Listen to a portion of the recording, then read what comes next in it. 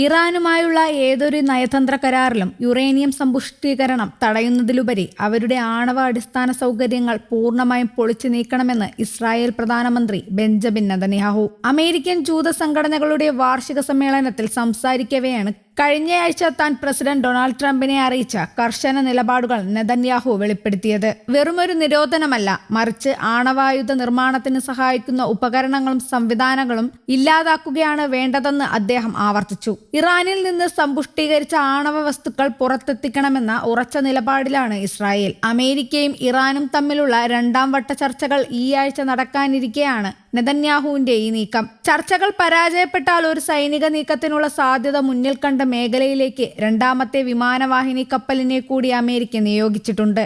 അതേസമയം കഴിഞ്ഞ ദിവസം ചർച്ചകളിൽ വിട്ടുവീഴ്ചയ്ക്ക് ഒരുക്കമാണെന്നാണ് ഇപ്പോൾ ഇറാന്റെ നിലപാട്. ഇറാനുമേൽ ഏർപ്പെടുത്തിയിട്ടുള്ള സാമ്പത്തിക ഉപരോധങ്ങൾ നീക്കാൻ തയ്യാറായാൽ മാത്രമേ ചർച്ചകൾ സാധ്യമാകൂ എന്ന് ഇറാൻ വ്യക്തമാക്കിയിരുന്നു. BBC-ക്ക് നൽകിയ അഭിമുഖത്തിൽ ഇറാന്റെ ഉപവിദേശകാര്യമന്ത്രി മജീദ് തഖ് റവഞ്ചിയുടെ പ്രതികരണം: ആണവ കരാറിൽ എത്തുന്നതിന് അമേരിക്കയുടെ ഭാഗത്തു നിന്നുള്ള ആത്മാർത്ഥമായ നീക്കമാണ് ഇനി വേണ്ടതെന്നും അദ്ദേഹം പറഞ്ഞു. 60% വരെ സമ്പുഷ്ടീകരിച്ച് യുറേനിയം ശേഖരണം കുറയ്ക്കാൻ തയ്യാറാണെന്നും ഇത് വിട്ടുവീഴ്ചയ്ക്ക് സന്നദ്ധമാണെന്നതിന് തെളിവാണെന്നും അദ്ദേഹം വാദിച്ചു.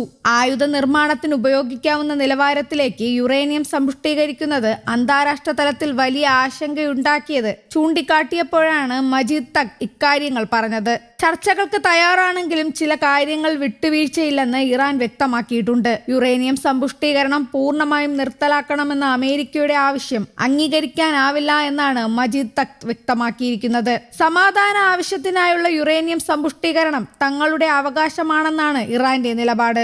ഇതിനു പുറമെ മിസൈൽ പദ്ധതി ചർച്ചകളുടെ ഭാഗമാക്കില്ലെന്ന് അദ്ദേഹം ആവർത്തിച്ചു. തങ്ങളുടെ പ്രതിരോധശേഷി ഇല്ലാതാക്കുന്ന ഒരു കരാറിനും തയ്യാറല്ലെന്ന് മജീദ് തഖ് വ്യക്തമാക്കി.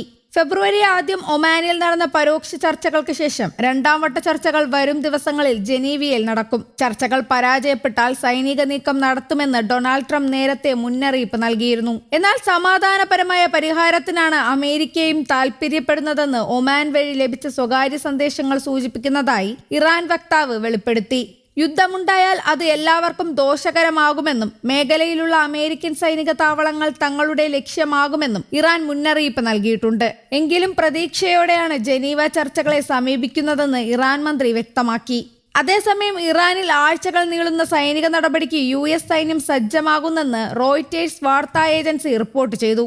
ഇറാനും US തമ്മിൽ ഇതുവരെയുണ്ടായതിൽ വെച്ച് ഏറ്റവും രൂക്ഷമായ ഏറ്റുമുട്ടലാകും ഇതെന്ന് 2 US ഉദ്യോഗസ്ഥരെ ഉദ്ധരിച്ച് ഏജൻസി പറഞ്ഞു. USS എബ്രഹാം ലിങ്കൺ എന്ന പടക്കപ്പൽ ഇറാനടുത്ത് വിന്യസിച്ചിരിക്കുന്ന US ഏറ്റവും വലിയ വിമാനവാഹിനി കപ്പലായ ജൊറാൾഡ് ആർ ഫോർഡും അവിടേക്ക് അയക്കുകയാണ്. ഇറാനിലെ ഭരണകൂടത്തെ അട്ടിമറിക്കുന്നതിനെ കുറിച്ച് US പ്രസിഡന്റ് ഡൊണാൾഡ് ട്രംപ് വെള്ളിയാഴ്ച പരസ്യമായി പറഞ്ഞിരുന്നു.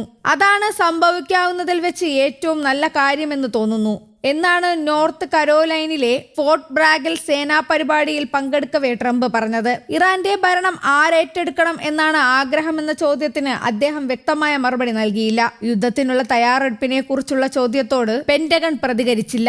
ആക്രമിച്ചാൽ പശ്ചിമേഷ്യയിലെ US സേനാ താവളങ്ങളെ വെറുതെ വിടില്ല എന്നാണ് ഇറാന്റെ ഭീഷണി. Jordan, Kuwait, Saudi Arabia, Qatar, Bahrain, UAE, തുർക്കി എന്നിവിടങ്ങളിൽ US സേനാ താവളങ്ങളുണ്ട്.